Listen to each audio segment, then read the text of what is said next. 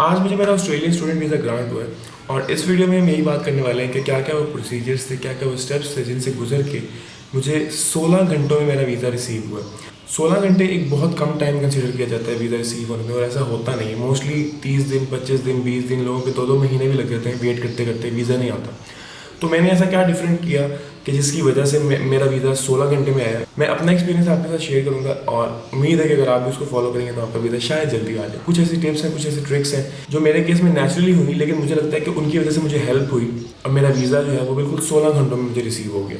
तो आज हम complete step by step process देखेंगे कि आखिर क्या क्या वो चीज़ें थी, क्या क्या वो मरहले थे जिनसे मुझे गुजरना पड़ा, और at the end of the day 16 घंटों में मुझे मेरा वीज़ा रिसीव हो गया। तो मेरा जो एजुकेशनल बैकग्राउंड है, मैंने बैचलर्स किया है in civil engineering from FAST university Lahore campus, और मेरा माइंड ज़्यादा जर्मनी और ऑस्ट्रेलिया की तरफ था। तो at the end of the day मैंने ऑस्ट्रेलिया चूज़ किया क्योंकि जर्मनी का प्रोसेस थोड़ा ज़्यादा लंबा भी था और उसमें थोड़ी अनसर्टेनिटी भी ज़्यादा थी, क्योंकि वहाँ एजुकेशन फ्री है तो वहाँ पे एप्लीकेंट्स भी बहुत ज़्यादा हैं और लैंग्वेज बैरियर भी था। तो इस वजह से मैंने ऑस्ट्रेलिया को चूज़ किया। मैंने तकरीबन 28 दिसंबर 2022 में अपना आइल्स दिया, जिसमें मेरे 7 बैंड्स आए, और उसके बाद 10 जनवरी से मैंने डिफरेंट यूनिवर्सिटीज़ में अप्लाई करना शुरू कर दिया। जो लिस्ट ऑफ यूनिवर्सिटी जहाँ जहाँ मैंने अप्लाई किया था उसमें थी Murdoch university, Curtin university, Wollongong university, RMIT, और जो लास्ट थी वो थी स्विनबर्न। इन पांचों में मैंने अप्लाई किया था और जहाँ मेरा सबसे ज़्यादा जाने का मूड था वो थी स्विनबर्न, और उसका ऑफर लेटर मुझे सबसे आखिर में रिसीव हुआ। वोलोंगोंग, मर्डॉक और कर्टिन ऐसी यूनिवर्सिटीज़ में चूँकि बहुत ज़्यादा बच्चे जा रहे थे तो ये लोग तो ऑफर लेटर मुझे 3-3 महीने बाद दिए,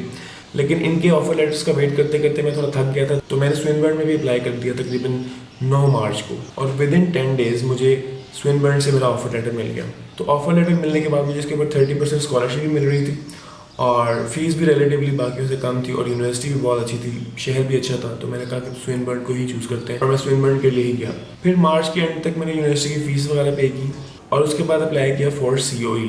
अब चूंकि ये लेवल 1 की यूनिवर्सिटी थी तो इसकी GT रिक्वायरमेंट्स में हमें कोई स्टेटमेंट वगैरह नहीं चाहिए थी, और COE के लिए मुझे अपने मेन डॉक्यूमेंट्स वगैरह दिखाने थे, फाइनेंशियल इनकम और इस तरह की चीज़ें। तो मैंने वो यूनिवर्सिटी को प्रोवाइड की। आपकी फाइनेंशियल इनकम जो होती है वो आपका कंसल्टेंट आपको बताता है कि कितनी चाहिए, उस हिसाब से आपको अगर कुछ अमेंडमेंट्स भी करनी पड़ती है, बाज़ औक़ात कुछ बिजनेस शो करवाने होते हैं, आपने अपने एसेट्स शो करवाने होते हैं, ताकि यूनिवर्सिटी को ये लगे कि यार बच्चा खुद अपनी एजुकेशन अफोर्ड कर सकता है, यहाँ आकर इसको मसला नहीं होगा। तो वो GTE के थ्रू ये चीज़ टेस्ट करते हैं कि बच्चा जेन्युइन है और बच्चा अफोर्ड कर सकता है, और इस तरह से फिर वो आपको COE देते हैं। COE का मतलब होता है कन्फर्मेशन ऑफ एनरोलमेंट। इसका मतलब होता है कि यूनिवर्सिटी ने आपको दाखिला दे दिया, फीस जमा हो गई है और आपको अब दाखिला मिल चुका है।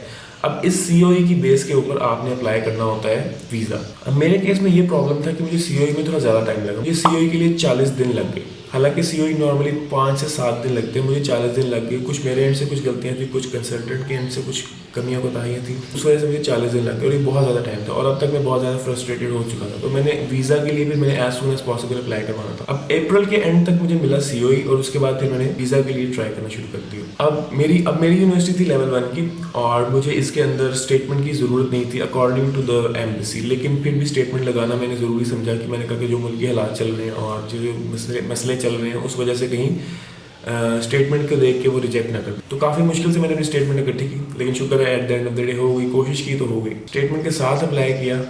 6 जून 2023 को मैंने अप्लाई किया और 7 जून को मेरा वीज़ा आ गया। मतलब दिस इज़ अनबिलीवेबल। लोगों को 3-3 महीने लग जाते हैं, 4-4 महीने लग जाते हैं, कुछ लोग 2 महीने, कुछ को 10 दिन में भी आए थे, 15 दिन में भी आए थे।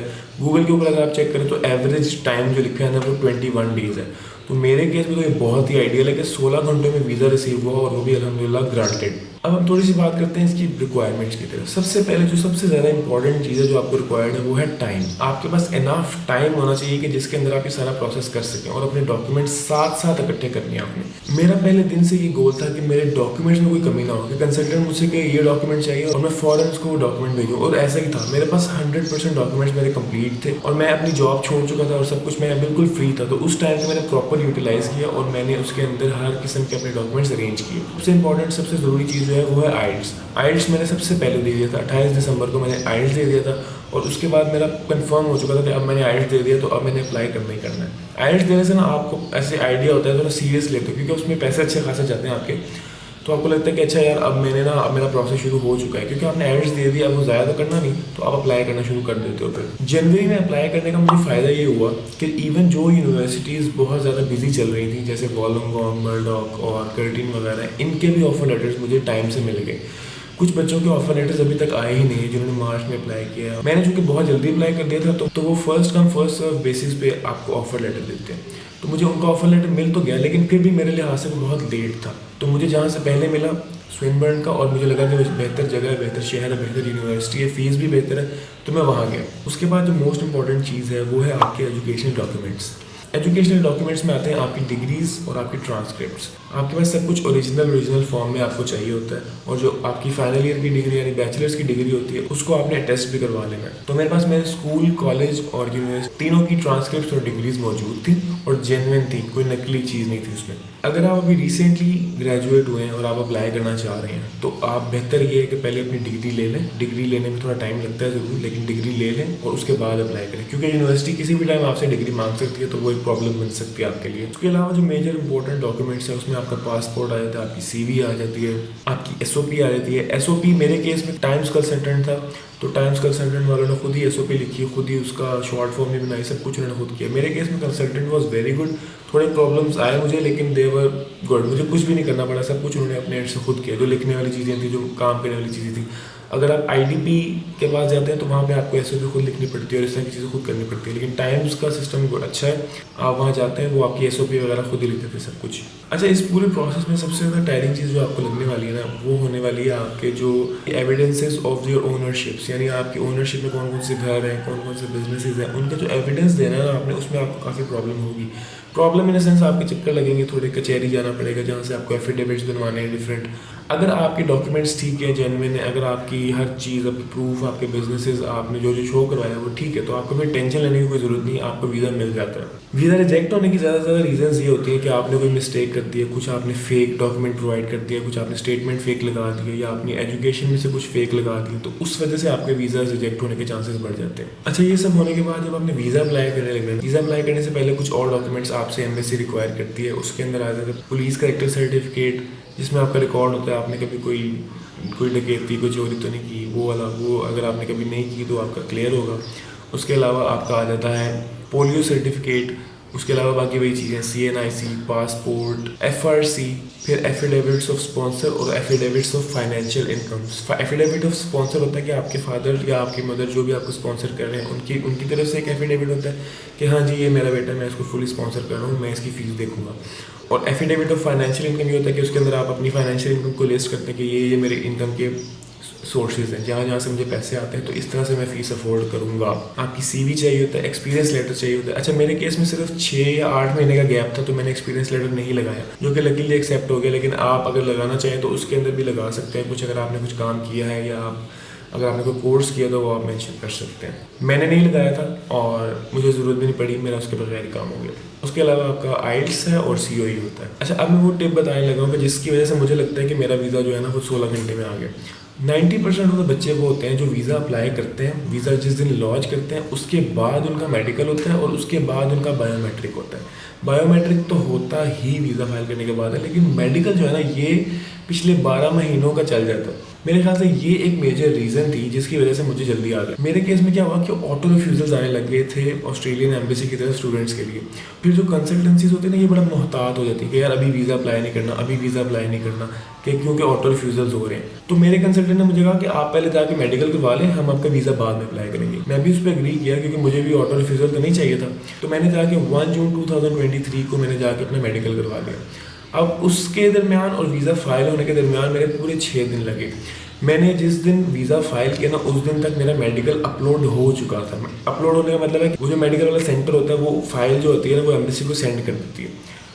एक तो मेन रीज़न ये थी कि मेरा मेडिकल ऑलरेडी सेंड हो चुका था, और जिस दिन मेरा वीज़ा फाइल हुआ है, मेरा वीज़ा फाइल हुआ है 6 जून 2023 तकरीबन 4:15 5 बजे के करीब। और उसी वक्त फ़ौरन मैंने अपने उसके प्रिंट्स लिए और मैं चला गया अपना बायोमेट्रिक करवाने। मैंने बिल्कुल वेट नहीं किया, मैंने 1 घंटा भी वेट नहीं किया। जैसे ही मुझे वो फाइल रिसीव हुई, वो जो PDFs रिसीव होती हैं वो लेकर मैं चला गया बायोमेट्रिक करवाने। बायोमेट्रिक का पहले तरीका होता था कि आपको 1.5 अपॉइंटमेंट लेनी पड़ती थी, 20 दिन लग जाते थे, 15 दिन लग जाते थे। इस दफ़ा ऐसा नहीं है, अब उन्होंने कर दिया वॉक इन। आप जाते हैं वॉक इन, आपको 5 मिनट लगते हैं, आप बायोमेट्रिक करते हैं और आप फ्री हो जाते हैं।